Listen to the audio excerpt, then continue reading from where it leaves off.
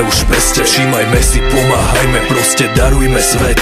Koľko nemých duší je denne nájdených pri ceste. Kričím za ich pomoc, chce to zmenu teraz a hneď. Teraz a hneď to poďme zmeniť, myslím naše vedomie. Keď sa budeme zdráhať, tak sa to nikam nepohne. Čo sa to deje?